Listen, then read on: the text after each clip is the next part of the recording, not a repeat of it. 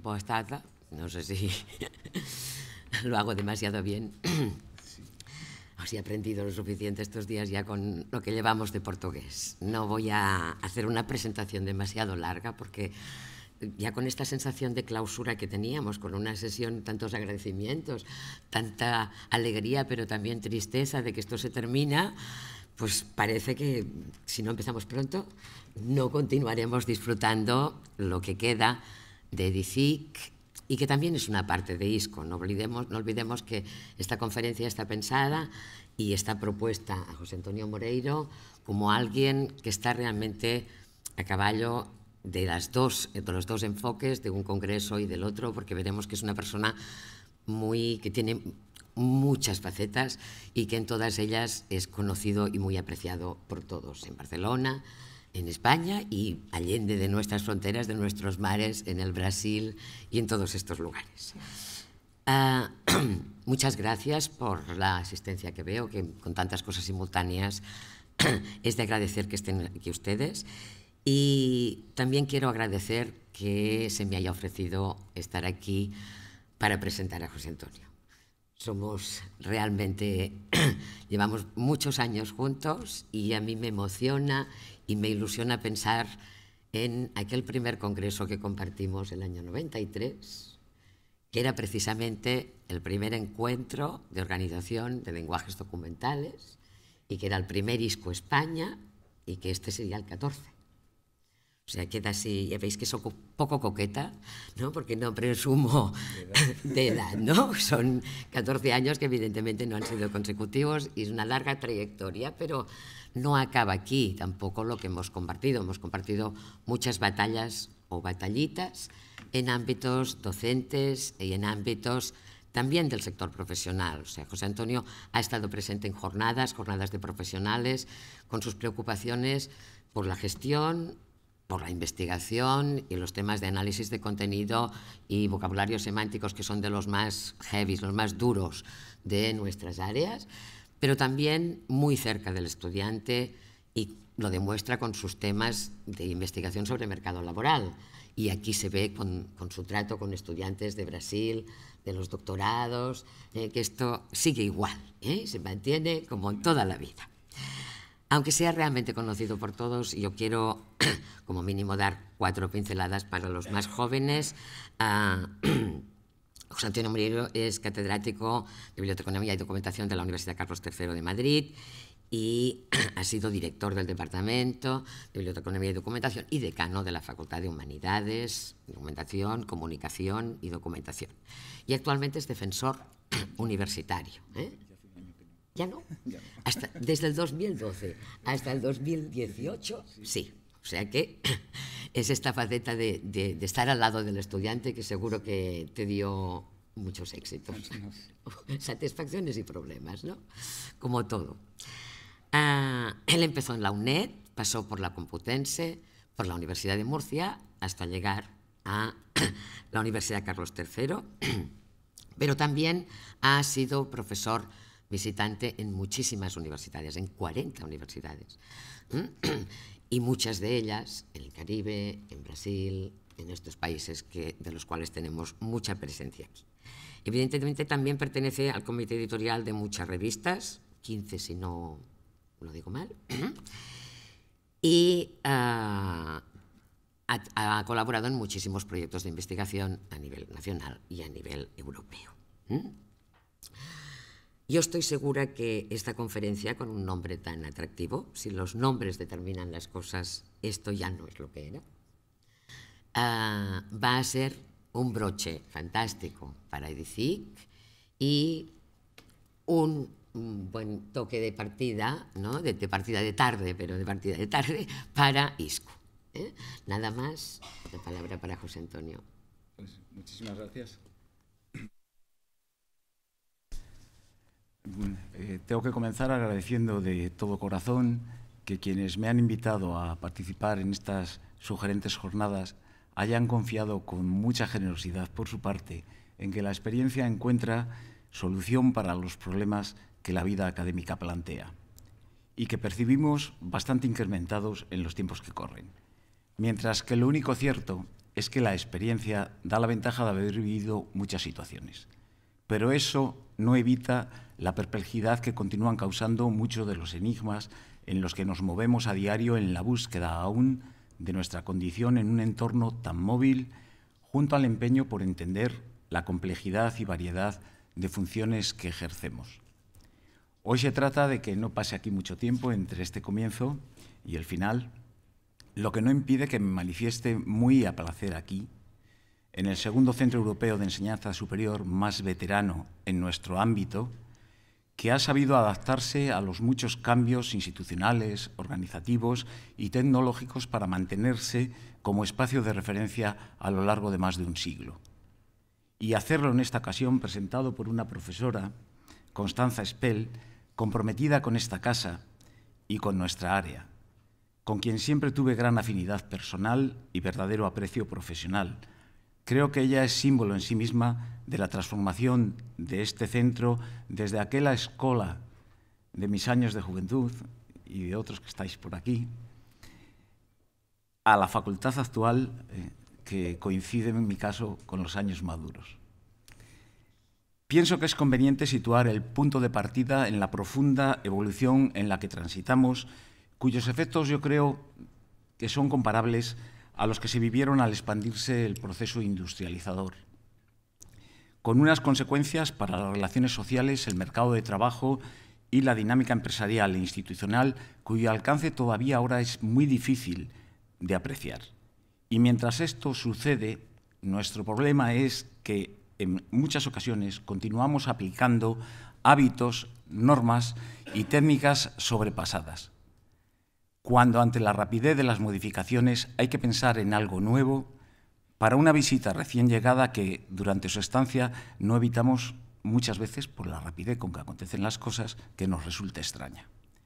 Esta primera consideración, si la traemos a nuestro mundo, al mundo de la información, vemos que estamos situados, atravesados por una serie de novedades que han tenido inmediato reflejo en los cambios de los nombres y hasta en las posibles decepciones consecuentes a ellos. Nuestras profesiones atraviesan su transformación más rápida e intensa, hasta perfilarse desde un comportamiento y una disposición que no sé cómo definirlas, quizá poliédricas. Mientras que la investigación se ha vuelto más innovadora, abierta e interdisciplinar que nunca. De modo que, potenciadas y exigidas ambas por el tránsito del dogma metafísico al dogma tecnológico, se han hecho más complejas. Aplicamos ahora otras competencias tanto para generar y difundir los recursos y servicios como para organizarlos y recuperarlos de forma semántica y asociativa. Esta actuación en sectores combinados y en procesos abiertos tiene que atenderse desde una formación diferente, por fuerza transdisciplinar, continua y múltiple. Los cambios en las ocupaciones, en el tratamiento y en la formación reflejan una realidad distinta que se designa y distingue con nombres y epítetos recién llegados. Siempre fuimos curadores de la ignorancia, pero no lo sabíamos. Tal vez nos creíamos menos. Y eso que nuestro recorrido profesional es prestigioso, extenso y meritorio. Pensemos que el conjunto de 282 leyes del Código de Hammurabi prueba que el derecho objetivo estaba fijado hace ya 4000 años. Aunque alguien lo tuvo que grabar y copiar para difundirlo y en aquel entonces hasta para descifrarlo. Quien lo hizo era de los nuestros. Nos han llamado archiveros, areópagos en Grecia, censores en Roma. Incluso en la Edad Media con los visigodos nos comprendían trabajando dentro del Thesaurus, palabra prodigiosa en nuestro ámbito, que designaba el lugar donde se conservaba la documentación real que más tarde se llamaron las chancillerías. También, o más, nuestro nombre es el de bibliotecarios, en origen, guardianes de las tablillas, por la relación inmediata de la escritura con las bibliotecas, la misma que con los archivos. Bibliotecas que en Mesopotamia se llamaban con acierto poético y oportuna agudeza casas de la memoria, mientras que en Egipto fueron casas de la vida y en Grecia clásica botiquines para el alma.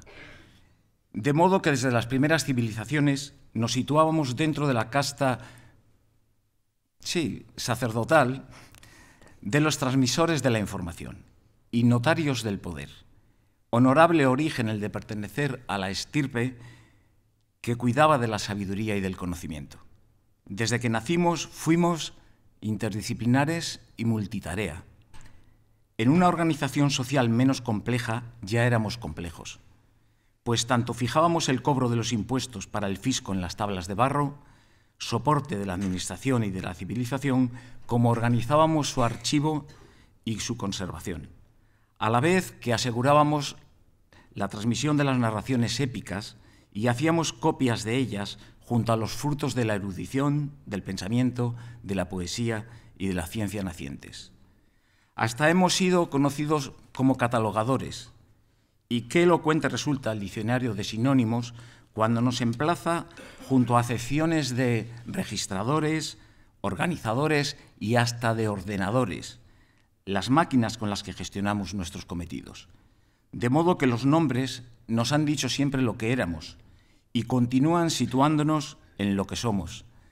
Y como hemos cumplido muchas funciones, nos hemos llamado de muchas maneras.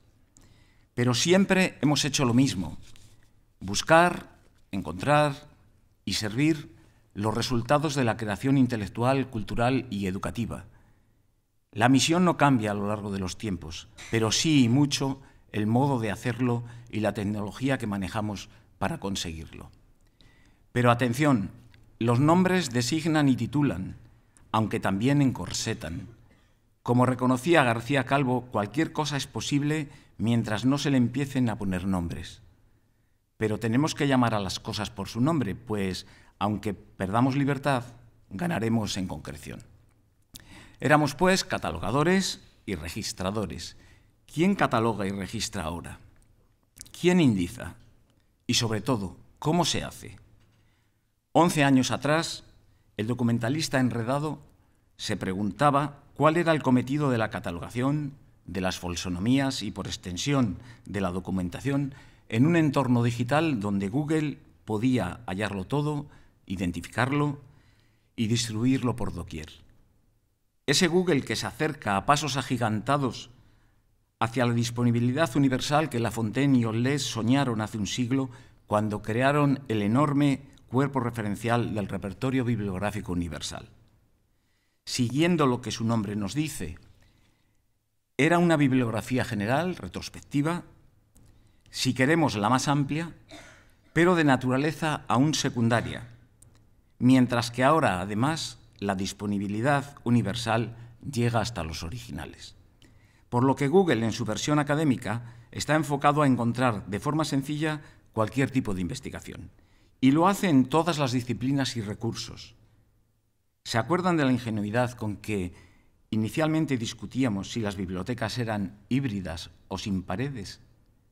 El hecho al que nos referíamos se volvió una realidad incontestable, pues consumimos todos los días información suministrada por la biblioteca sin tener que visitar su edificio, dentro de una sociedad y una economía transformadas por la conexión al espacio digital. Pero incluso en este panorama, Google siguió lo que los bibliotecarios habían hecho siempre cuando atendían a las preguntas de los usuarios y las respondían con acierto y cuidada atención, por si fuera poco, sin incluir publicidad. Para caminar por este discurso, vamos a dar 3 pasos, tal vez saltos, que se expresan en secuencia pero que en realidad no se pueden separar. El primero nos acerca a la profesión para escanear por dónde camina, después por la formación que prepara para esa profesión y por fin un paseo ligero por la organización del conocimiento como elemento de enlace con la reunión de 2 días que ahora comienza o que hoy comenzó esta mañana. Respecto a la profesión, bueno, pues desde que llegó la transición digital afectó y continúa haciéndolo a toda la economía, al potenciar una mayor productividad en las industrias existentes y al abrir oportunidades de negocio y de mercado.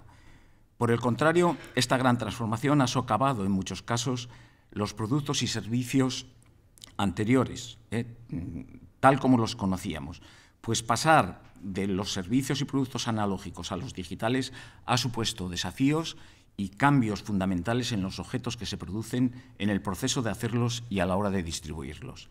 Si lo aplicamos como ejemplo a la procedencia de los objetos de información prototípicos, comprobamos cómo las editoriales se han enfrentado a los retos tecnológicos derivados de Internet para el libro digital o la impresión bajo demanda.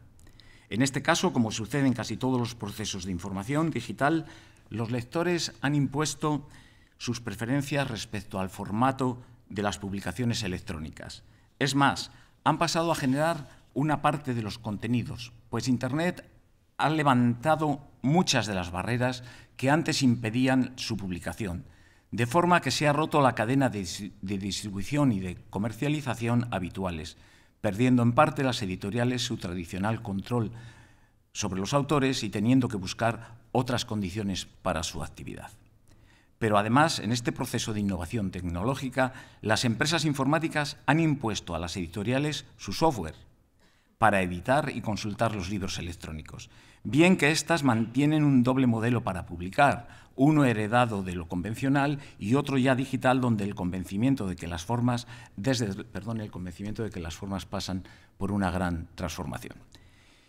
Incidía en razones similares el informe Formación, Empleabilidad y Nuevas Profesiones en España, cuando en el año 2016 destacaba cómo los entornos digitales están haciendo que los perfiles profesionales requeridos por los distintos sectores productivos sean cada vez más polivalentes, y citaba de paso los más demandados por las empresas. El informe confirmaba que atendemos a un conocimiento dispuesto en la web, lo que constituye sin duda el hecho crucial en el paso de la revolución industrial hacia la sociedad de la información. Los objetos que almacenan y procesan información acompañan hoy el trabajo, la vida familiar, el entretenimiento y la educación, pues el uso común de Internet ha convertido a los propios usuarios en emisores permanentes e ilimitados en su número y expansión. Desde este marco, si a lo largo de la historia los hitos renovadores informativo-documentales tardaban siglos en producirse, ahora la brevedad de los lapsos de ruptura viene arrastrada por los avances acelerados de las tecnologías electrónicas. Por si fuera poco, los usuarios y los recursos se mueven en un espacio en el que no hay lugares, ni distancias, ni demoras en la entrega. La consecuencia para el trabajo es inmediata. Su evolución es muy rápida, tanto por influjo de la aceleración de las etapas de la vida como por la calcinación de los ciclos tecnológicos. En un momento en el que muchas de las tareas anteriores están a punto de desaparecer y las que no pasan por modificaciones radicales. Lo digital ha emergido fuera de los cauces de organización precedentes, por lo que además ha causado otras preocupaciones, como la desigualdad generada por los cambios tecnológicos y económicos, al dividir las personas entre las que pueden acceder a las nuevas infraestructuras y servicios y quienes no alcanzan a hacerlo, con lo que se exponen a una evidente marginación económica y social y, desde luego, a desigualdad en el acceso al empleo. A las obligadas respuestas profesionales a una era digital que directamente favorece las subcontratas laborales a través de las aplicaciones móviles, de las plataformas digitales y de la globalización de los servicios, y que, desde luego, son aplicables a la situación concreta de nuestro sector, cuyas instituciones se ven desbordadas por la progresión de las actividades digitales.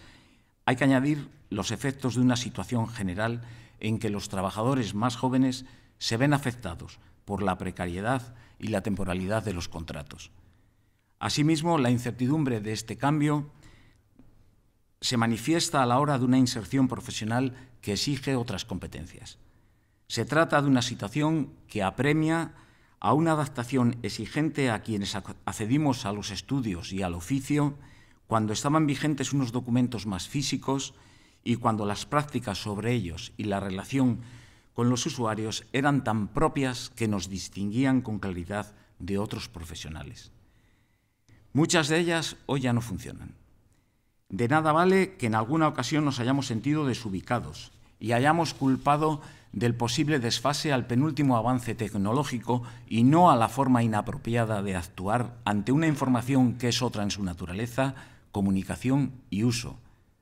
Tanto profesionales como usuarios estamos muy afectados por un mundo en red que nos concede unas capacidades inusitadas, pero que exige para abordarlas unas destrezas distintas, pues se ha ocasionado una transformación tan extrema en los paradigmas y en las prácticas que podemos hablar de una cultura diferente en la producción y en el uso de la información, causa principal de que sigamos buscando nuestro lugar. Pero la capacidad de comunicación ha ido más allá, pues tanto la gestión de los recursos, cuando ha habido dificultades económicas, como la aspiración al conocimiento abierto, se han afrontado desde una colaboración mayor, mediante el intercambio y el apoyo mutuo entre los colegas, eso sí, colegas heterogéneos en su especialización de procedencia y más aún en su especialización de aplicación. De forma que el esfuerzo para estar conectados con quienes se integran en nuestros grupos de interés, también con los usuarios, es uno de los soportes del trabajo en equipo más allá de nuestro centro.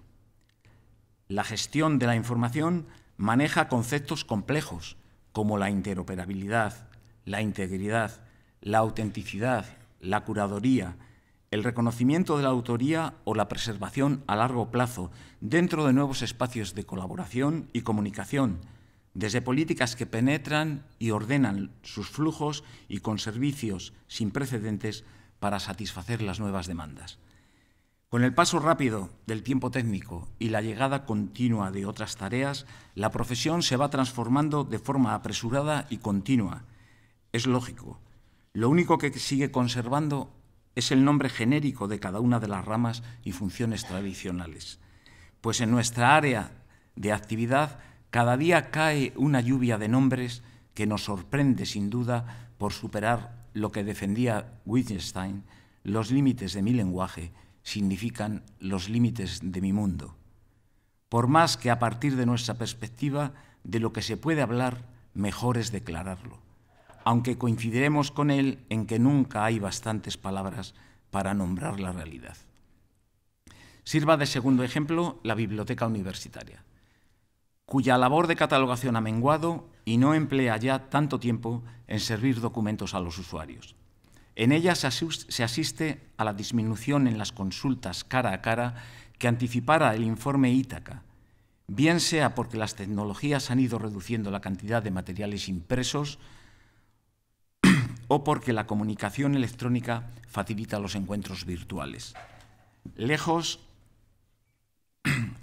de encogerse por estos hechos, se ha situado la biblioteca universitaria a la vanguardia entre las unidades de información para ofrecer y profundizar en otros servicios que han ampliado su enfoque y proyección. Ha dedicado más tiempo y esfuerzo a facilitar cualquier tipo de préstamo y a responder de inmediato a las necesidades de los usuarios. Por ello, proporciona servicios de metadatos y de datos de investigación. Se ha vuelto generadora de repositorios institucionales y encabeza la invitación e incitación a posibilitar las bases equitativas para que se dé el conocimiento abierto. Apoya la innovación docente y ella misma es docente iniciadora y renovadora en temas y en modos. Colabora en formar a los estudiantes para que sepan gestionar y aprovechar la información. Les ayuda en la elaboración de los trabajos finales de ciclo. Asesora a los profesores acerca de la evaluación de los resultados de su investigación, de su visibilidad y marca personal, de su identidad y reputación digital. En fin, ha agrandado su apoyo y promoción de las actividades universitarias de investigación y de formación y es determinante en el avance del conocimiento. Perdón.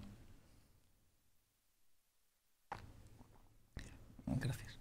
Como cualquier biblioteca, se adapta a las dimensiones de su realidad, la académica, desde la que cumple su misión en la sociedad, y lo hace mejorando las tareas que siempre hizo, a partir de un potencial tecnológico y cooperativo que amplía su capacidad de servicio de forma extraordinaria.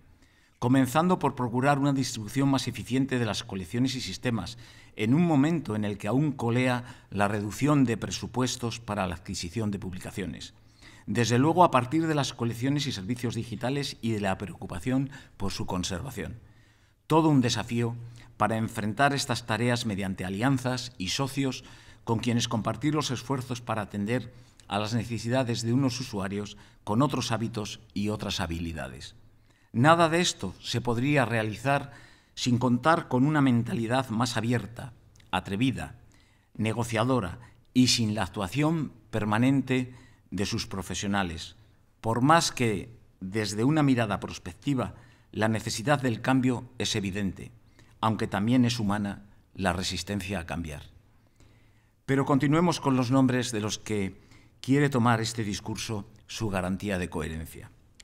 Se muestra aquí la apertura temática y el desarrollo que se ha producido en una de las líneas que citaba el informe antes mencionado de formación, empleabilidad y nuevas profesiones. Entre los perfiles digitales más demandados por las empresas, destacaba en ese informe el de analítica de datos.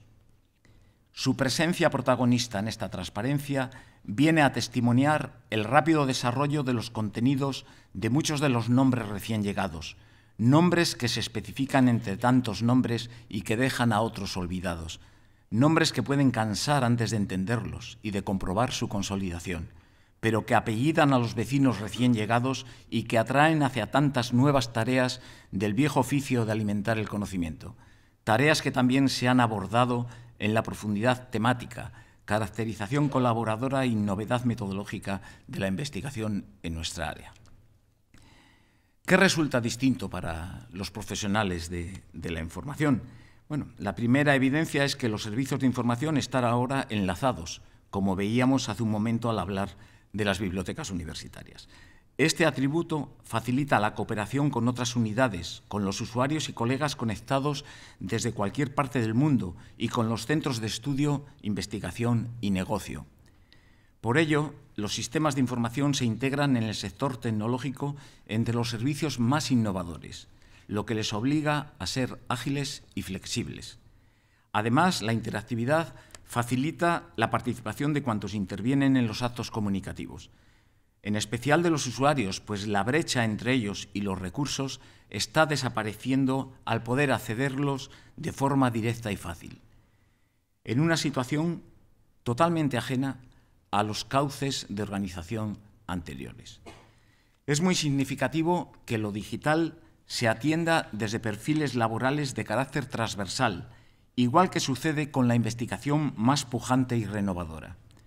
Esta nueva realidad se demuestra en la solicitud de profesionales con competencias y habilidades que pueden transferirse a múltiples sectores, profesionales que, más allá de trabajar en unidades de información autónomas, se encuentran en servicios de toda clase de organizaciones, con presencia digital en sus objetos, procedimientos y gestión, actuando, por tanto, en cualquier empresa, institución y sector de actividad. Esta premisa se acompaña de otra proposición para alcanzar el silogismo. Los rasgos relacionados con los procesos digitales no se solicitan solo en ofertas destinadas a profesionales de ciencia de la información, sino en los más diversos sectores, en prácticamente casi todos los sectores de actividad humana. Esto no debe de extrañarnos, pues nuestra actuación fue siempre interdisciplinar, con destrezas y habilidades sectoriales acordes con los aspectos cognitivos, culturales o sociales implicados en la organización en la que desarrollamos nuestra actividad, lo que nos sitúa en medio de un mestizaje de áreas tanto respecto a la formación de proveniencia como a los ilimitados sectores de aplicación profesional. Todas estas denominaciones y sus posibles variantes se han convertido en salidas habituales para los profesionales de la información. Se trata de perfiles cercanos a diferentes subsectores de la economía digital, tanto en los que fueron reconvertidos como en otros de reciente aparición. A atenderlos no solo acuden quienes se han formado en información y documentación, en ciencia de la información, en la antigua biblioteconomía y documentación, lo que suele generar confusión respecto a los empleos a los que se debe aspirar, ya que muchos de los puestos, especialmente en el sector privado, no fijan diferencias con quienes provienen de otros ramos, en especial de las titulaciones de administración y gestión, de informática, incluso, aunque menos, de comunicación y de humanidades. Ante lo que puede aflorar un cierto sentimiento de privación de funciones que se consideran propias. Pero nuestra mirada tiene que ser más amplia, pues las empresas e instituciones eligen a quienes ven más capacitados para atender a sus necesidades. Y ahí es donde hay que demostrar que lo estamos, como creo con sinceridad que así es. Por más que la tecnología no puede monopolizar todas las competencias y el conocimiento requerido. Es imposible hacer las cosas bien si no se conocen los fundamentos conceptuales de lo que se hace. La clave del éxito está en el correcto empleo de aquellas junto al dominio de los procedimientos clásicos, para luego manejar con ventaja unas destrezas que son comunes a diferentes sectores de actividad. Esta concurrencia se debe a que el perfil muestra cada vez más un carácter híbrido, no estrictamente documental, pues se comparten características con profesionales formados o provenientes en especial de los ámbitos cercanos antes comentados. Esta última idea sirve de enlace con el segundo planteamiento, que lo centramos en la formación. ¿Podríamos basar un plan de estudios actual de grado en los ejes sobre los que giraba la formación con la que nos comprometimos cuando comenzaban los estudios universitarios de diplomatura? Desde luego que no, salvo que estuviésemos congelados en una pasividad pasmosa. No puede darse explicación alguna a que la universidad enseñe tarde. Las TIC son una realidad en la que lo único constante es el cambio, y en 30 años el mundo es otro. Hace 30 años, ¿cómo se leía desde São Paulo un periódico de aquí? ¿Qué facilidad había para hablar por teléfono con casa? ¿Con cuántos ordenadores contaba un departamento universitario para procesar la información? ¿Qué capacidad tenían esos ordenadores? Y los que había, además, estaban sin conexión a la red, pues no existía, con perdón, de aquellos módem que funcionaban por vía telefónica. No había otra opción que mecanografiar los manuscritos producidos en la investigación, sí, con máquinas de escribir, aquellas que llevaban la impresora incorporada, que algún estudiante me lo comentó este año. Y dice, ay, qué mona la máquina de escribir que lleva la impresora dentro. Digo, sí, hijo, sí, lleva la impresora dentro. Bueno, esta añoranza da pie a hacer un recorrido rápido por el plano vital de los estudios de biblioteconomía y documentación que refleje las 3 décadas largas, otra vez el marco de los 30 años de actuación, que han transcurrido desde la implantación general de las diplomaturas hasta el presente, en cuya trayectoria se pueden distinguir con claridad dos fases. Una primera de establecimiento y crecimiento en los años 80 y 90, y que conformó una etapa casi de arrebato por la alta convocatoria de estudiantes, la aparición acelerada de ciclos, diplomatura, licenciatura, másteres y doctorados, y la ampliación perseverante hacia nuevos centros en muy poco tiempo. Tal vez demasiados centros en comparación con los países cercanos. Hacia la mitad de la primera década de este siglo se percibía ya un estancamiento en las matriculaciones e incluso en las graduaciones de la diplomatura, con un descenso notable de los ingresos y un aumento de los abandonos. Si bien se compensó con las aportaciones de la licenciatura en documentación, que en el año 1999 acabó superando a aquella en el número de matriculados. Esta situación se prolongó a la segunda etapa, que abarca los últimos 10 cursos y cuyo origen estuvo en el proceso de adaptación de los estudios universitarios al espacio europeo de educación superior. Partió de un impulso integrador de todas las universidades con estudios del área hasta acordar en esta universidad que nos acoge un nexo común de mínimos entre las diferentes facetas del perfil profesional. Se quiso mejorar la realidad desde los puntos de encuentro, pero sin lograr evitar la incertidumbre que se había apreciado ya en la primera etapa, por lo que está siendo una reconversión aún en marcha, más dilatada y profunda de lo esperado. En este plan intervinieron factores ajenos a la coyuntura del espacio europeo de educación superior. Así fue destacable la progresiva disminución en la captación de estudiantes que acabó conduciendo a una temprana desaparición de titulaciones.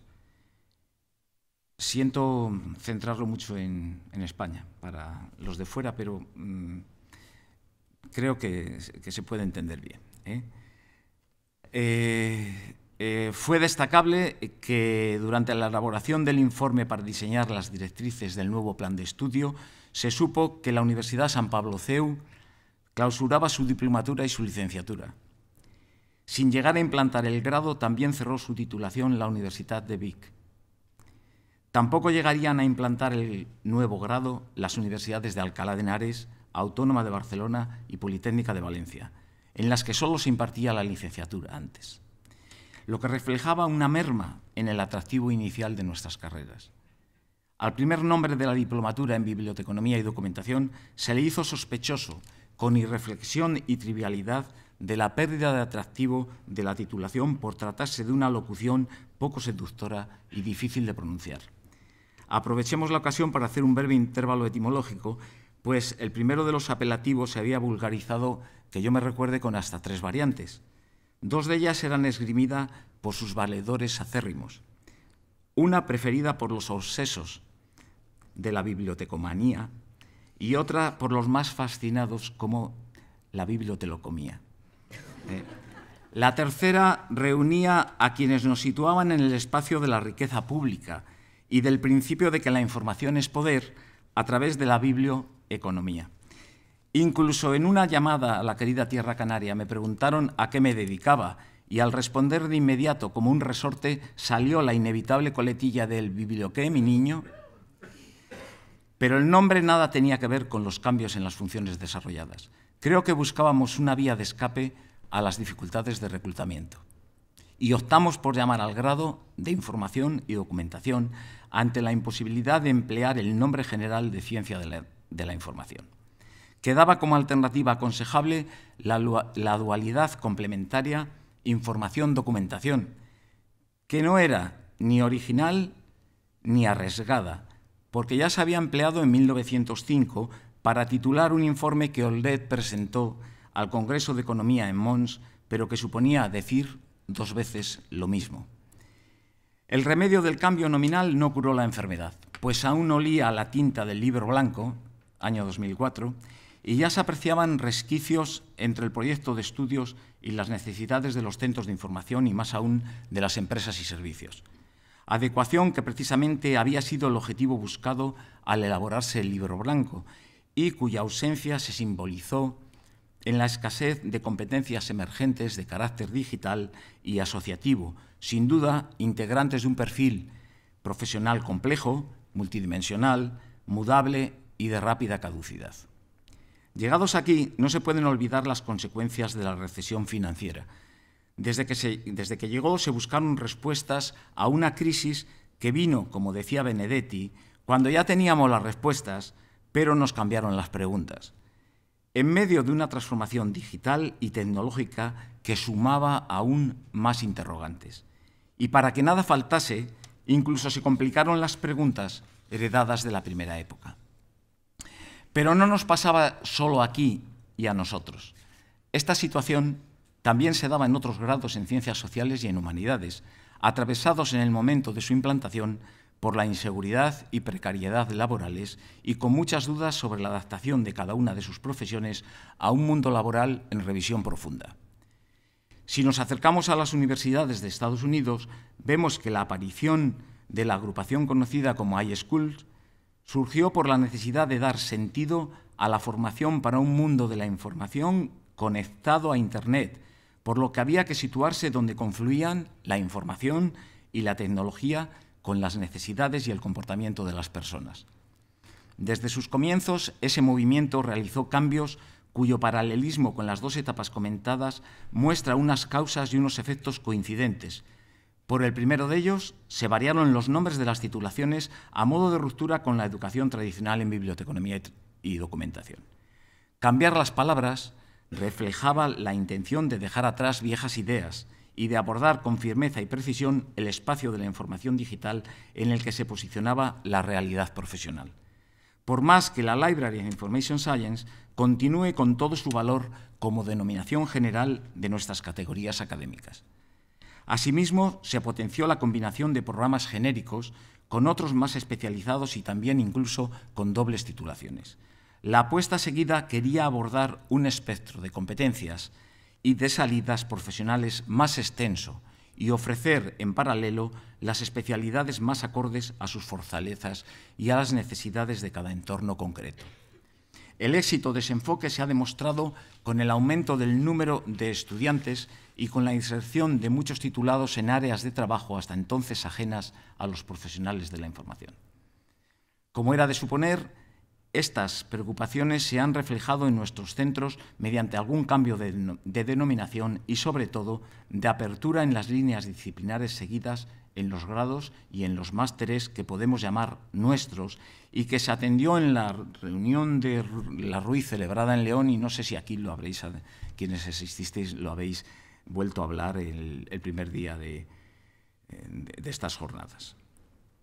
En el año 2015 respaldó el cambio de orientación el Libro Blanco para el diseño de titulaciones universitarias en el marco de la economía digital, en cuyo espacio complejo se constata la presencia oportuna de titulados en información y documentación para alguno de los 41 perfiles profesionales identificados dentro de esa economía. Por ello, varios másteres universitarios y algún nuevo grado revelan esa colaboración transdisciplinar que les dirige hacia la adquisición de competencias y destrezas relativas a la actuación en este entorno digital. Es evidente que la profesión se tecnifica sin interrupción y que los planes de estudio deben de reflejarlo, pero también que la tecnología avanza más rápido que lo hacen las organizaciones, por lo que no se puede estar reaccionando con un afán revisor y reformador perpetuos, pero tampoco lo contrario. El equilibrio vuelve a darse a partir de establecer unos planes de estudio suficientes para que los graduados sean capaces de responder a los desafíos de los que hablábamos.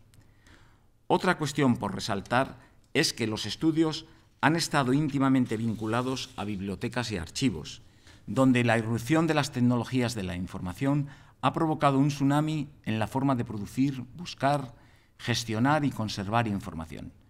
La relación de los estudios con estos espacios tradicionalmente unidos a los documentos físicos y la popularización del acceso desde cualquier dispositivo ha podido provocar una percepción antigua de nuestros estudios.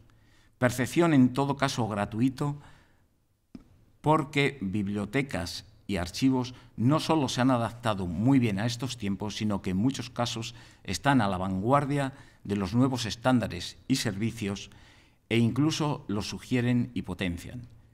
Pero este hecho parece que no se ha valorado como se merece, pues no ha sido suficiente para atraer a los jóvenes, en principio, hacia nuestros estudios. Sin olvidar que cuando consideramos la estrecha dependencia tecnológica del tratamiento de la información, tenemos siempre la sensación de que la universidad se retarda un poco. Tal vez tenga que ser así, que conceda la base y lo haga de la manera más actualizada posible, pero sin dejarse ir mucho, porque este mundo de la tecnología cambia con mucha rapidez. Para la tercera y última parte de la charla, pues vamos a volver a Google, que se ha propuesto eliminar los impedimentos físicos al acceso a la información. Esto ha tenido efectos notorios en la práctica de la comunicación académica. Así lo demuestra la manera en que se indizan los documentos científicos en Google Scholar o en su afán por situarse como una de las bases en el proceso de transición hacia la ciencia abierta para compartir toda la producción intelectual. Incluso el año pasado se estrenó Google Dataset Search, un motor de búsqueda que facilita el acceso universal a los conjuntos de datos ubicados en los repositorios de Internet. Dos caminos que se reflejan en la responsabilidad de los profesionales a la hora de suministrar recursos a los investigadores y a los estudiantes, bien sea desde las bibliotecas o desde los laboratorios e institutos que generan los datos de investigación. Tanto Google en cuanto a arquetipo como otras herramientas posibilitadas por la web han multiplicado de tal manera la cantidad de información disponible y sus formas de acceso que han acelerado y multiplicado las posibilidades de publicación y distribución de la información. Por más que sea un problema vivido antes, pues sucedió a finales de la Revolución Industrial y luego con las primeras aplicaciones informáticas en los años 60. Momentos que impulsaron el crecimiento de la ciencia, de su comunicación y de su tratamiento avanzado, y que supusieron cambios en los paradigmas de organización y representación del conocimiento. Hoy se produce y comparte información más que nunca, y con ello cada vez que hay una acumulación ingente de datos, aumenta su descontrol y desorganización. De repente hemos vuelto a tropezarnos con una inesperada cosecha cuya cantidad de frutos somos incapaces de aprovechar. Llegados aquí, hemos de volver a los nombres como reflejo de los momentos.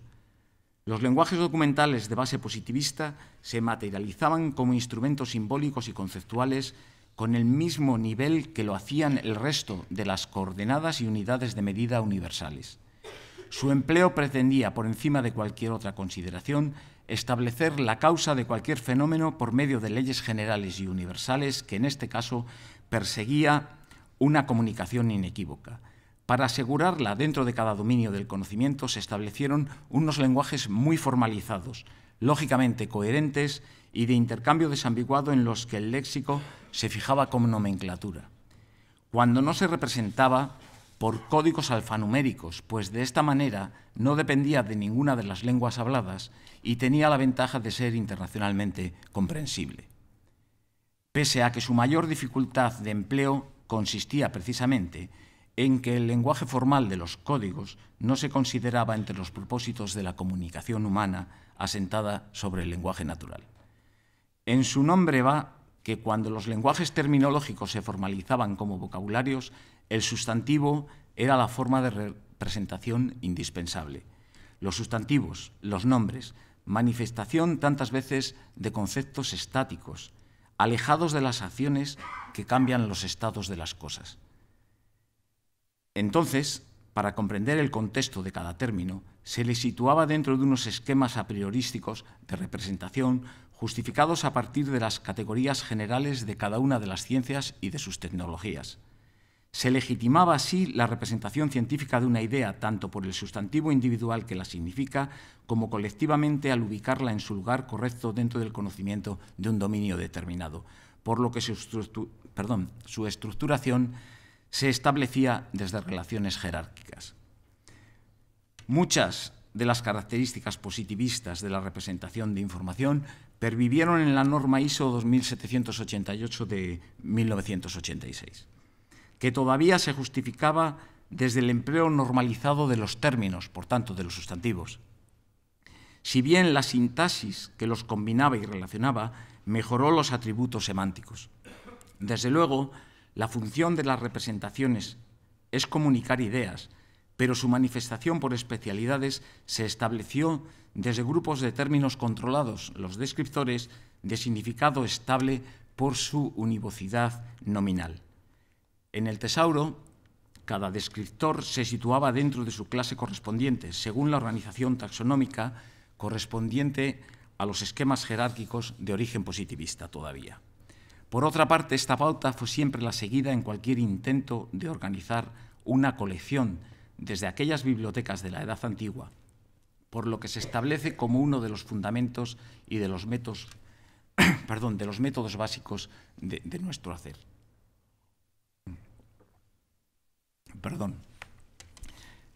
Si los tesauros se convirtieron en el arquetipo de los vocabularios terminológicos, fue porque garantizaban desde la regulación y el control unas indizaciones y recuperaciones adaptadas a las bases de datos, para lo que eran idóneos por facilitar el uso combinado de descriptores en las búsquedas, pero más que nada por contar con relaciones de asociación que permitían navegar por la lista de descriptores hasta dar con el más conveniente. Por mucho que su empleo fuese demasiado rígido en la descripción, poco exacto al fijar el tipo de relaciones e inadecuado respecto al potencial asociativo de sus términos. El empleo de la inteligencia artificial ha venido a ser otra de las causas del progresivo abandono de los lenguajes formales para organizar y recuperar el conocimiento. Una de sus ramas más conocidas, la del procesamiento del lenguaje natural, lleva varias décadas realizando notorios avances en el modelaje de las lenguas, por lo que su importancia ha sido definitiva en la generación, adaptación y empleo de los vocabularios de indización semántica y, desde luego, en su caracterización ontológica. Los lenguajes documentales tuvieron que renovarse para responder a los requisitos de los objetos digitales.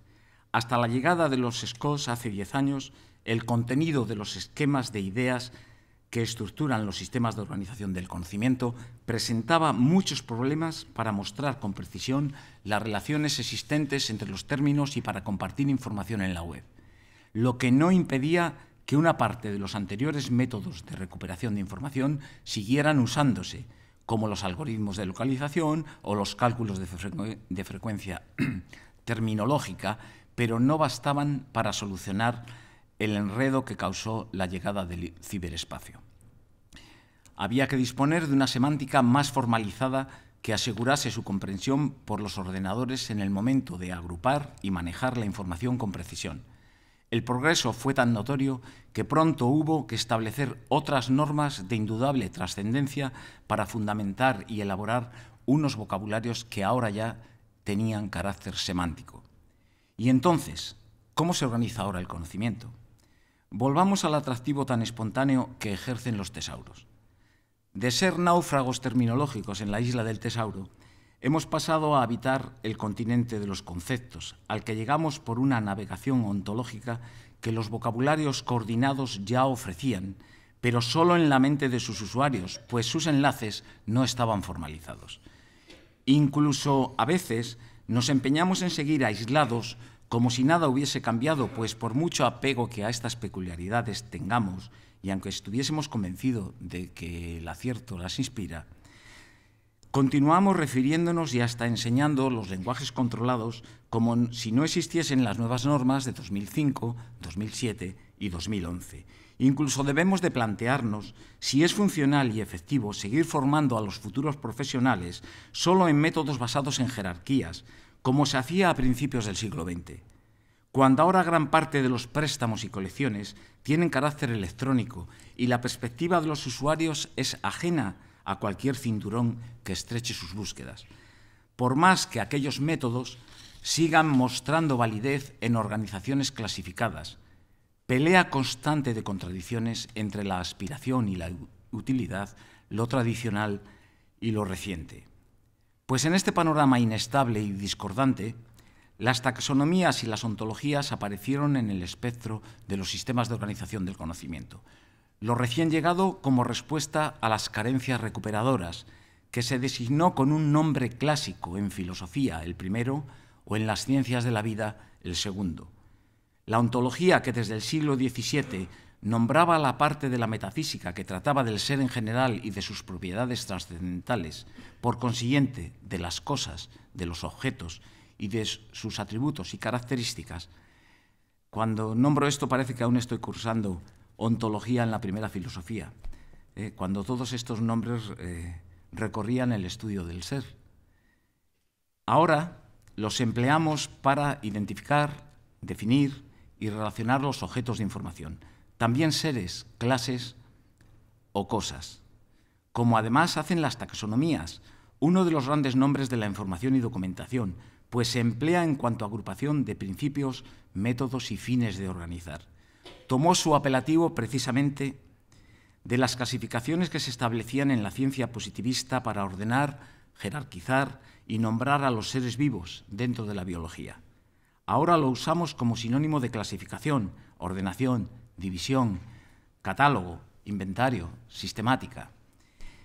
En definitiva, algo que hicimos siempre, que permanece en la base organizativa de los vocabularios semánticos como antes lo fue de los lenguajes documentales. El empleo del término taxonomía se ha resignificado por iniciativa de quienes investigan con las organizaciones informáticas de objetos, palabras incluidas, y cuya mayor aportación son los enlaces entre conceptos y la formalización de esto que les concede precisamente características ontológicas.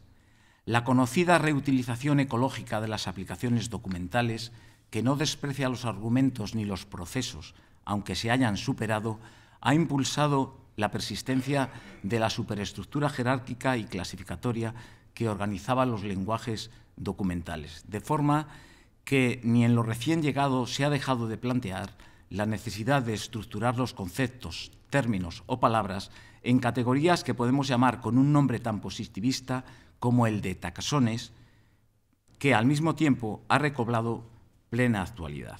Lo que no es excusa para seguir utilizando un denominador tan sobrepasado como el de lenguajes documentales.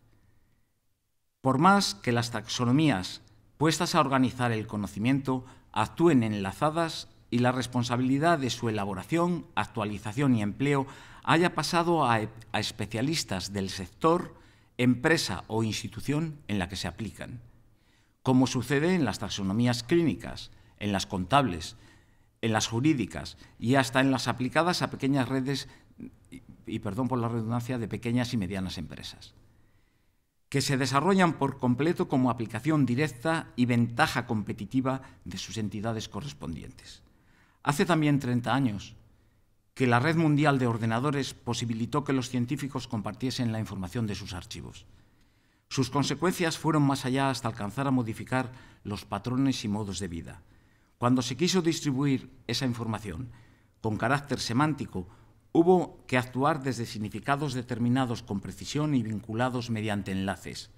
La web semántica se estableció en el cruce de los métodos seguidos en la reutilización informática del conocimiento, el tratamiento lógico-lingüístico y la ciencia de la información.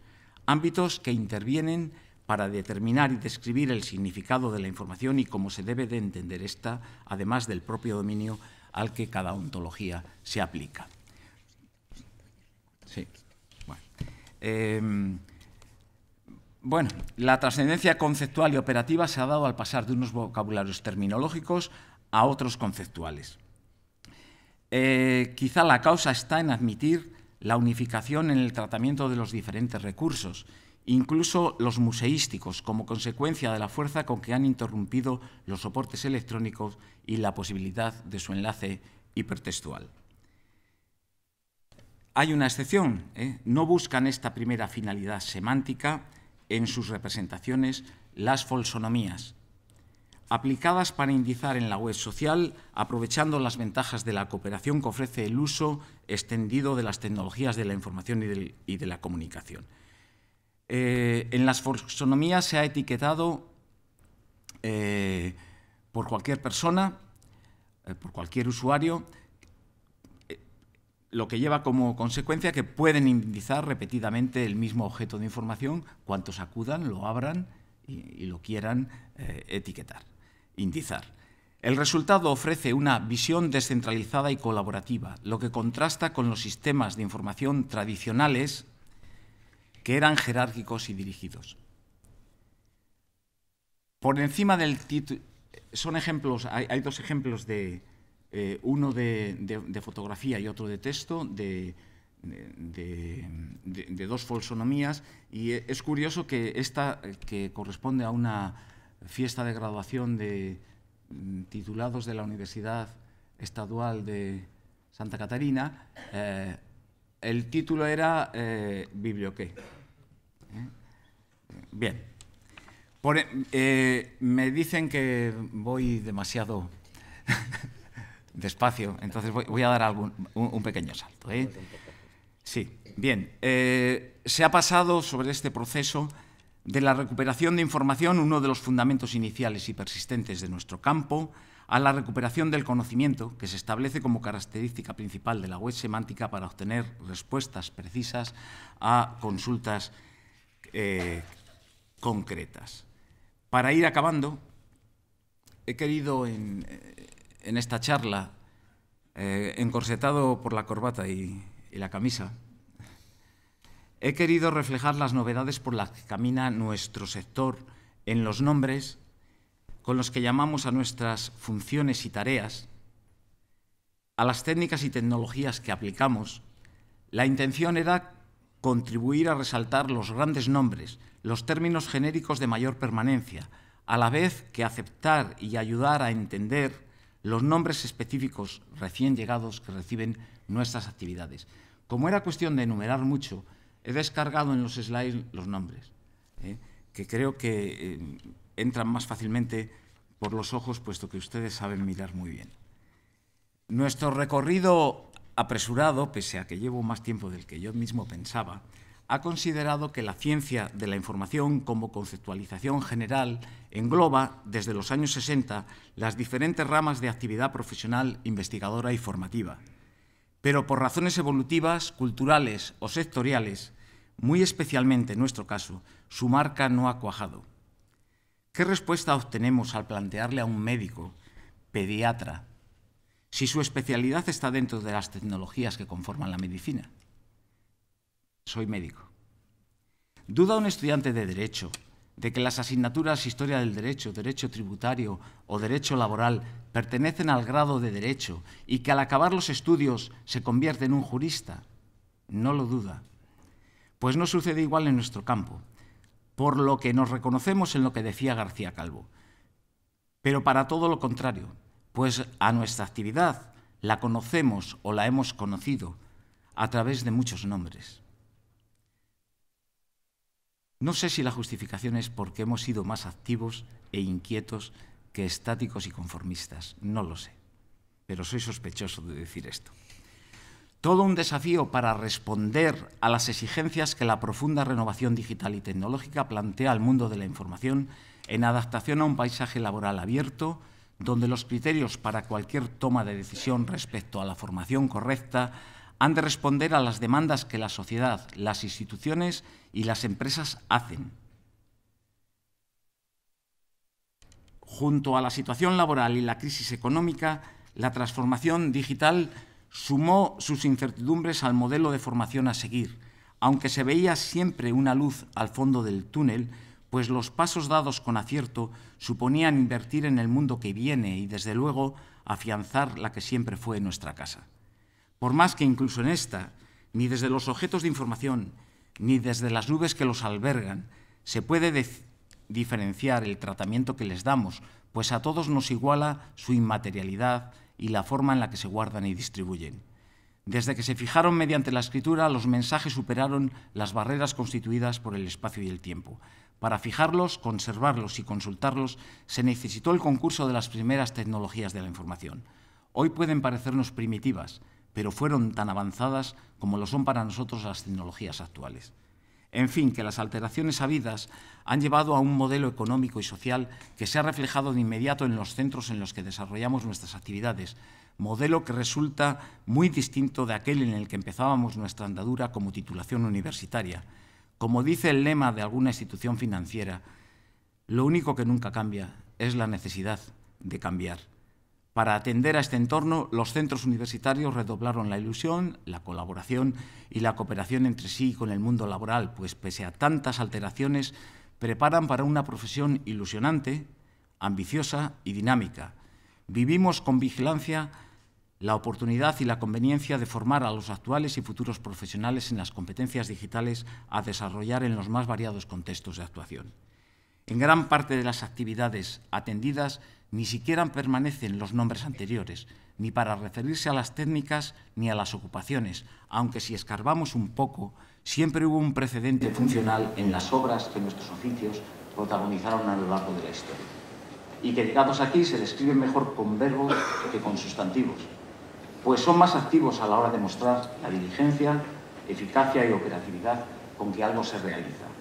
Por lo que estas últimas proposiciones abundan más en predicados que en nombres, una contradicción más en el hilo de este discurso. Puede deberse a que en cualquiera de nuestras denominaciones tan diversas siempre estuvimos para ayudar a vivir mejor a los demás. Es así porque atendemos, apoyamos y mejoramos la formación de los niños y de los jóvenes, acogemos a los mayores, entretenemos y vivificamos su mente mientras evitamos su soledad, o acarreamos la regadera cultural y el abono patrimonial en las más dispares comunidades humanas. Somos asesores y consultores de información que, para cimentar el avance del conocimiento, nos situamos al lado de los que investigan, proyectan y descubren. Les suministramos información, nos encargamos de custodiar sus archivos y la información que usan y generan. Gestionamos sus proyectos y distribuimos sus datos cuyo derecho de acceso y uso marcamos. También con quienes trabajan en la industria de los contenidos. Administramos los productos y los procesos informativos derivados de sus actividades, mientras favorecemos y estimulamos la enseñanza media y superior, y soñamos con hacerlo en la primaria. Generamos y distribuimos recursos educativos, principalmente abiertos, y desde luego atendemos a que quienes los reciben actúen con ética en el uso de la información y en los valores sociales y humanos. lo que supone promover su ascenso cognitivo sin olvidarnos del ascenso social en tantos contextos. También lo somos cuando distribuimos los objetos de información tras analizar los datos para conocer lo que quieren los usuarios, por lo que somos especialistas en su experiencia. Y les damos las soluciones de información personalizadas dentro de la oferta de servicios y aplicaciones a través del marketing digital. Fomentamos, en fin, el tránsito de ideas que conceden argumentos para la igualdad, para los ejemplos de vida y para las aspiraciones de paz, por lo que siempre estuvimos cerca de ser gestores de comunidades. Por fuerza, abiertos, metódicos y competentes al dar el correcto servicio en las unidades y centros de trabajo. No puede ser de otra forma cuando se ha trabajado con la inteligencia acumulada durante generaciones, lo que en la incertidumbre de estos tiempos debe hacernos valorar más el orgullo de haber estado que la tristeza de habernos ido. Y todo ello sin perder el rigor que ya empleaban los guardianes de las tablillas, los primeros curadores encargados de preservarlas, ni el encanto y la poesía que suscitan las evocadoras casas de la memoria y de la buena vida, sin olvidar la energía, robustez y vigor ofrecidos por quienes hacen de enfermeros en los convenientes almacenes que cuidan las saludes del espíritu, de las ideas y del saber, como hacían los griegos en los botiquines para el alma, que les permitió ser maestros para el éxito. Muchas gracias.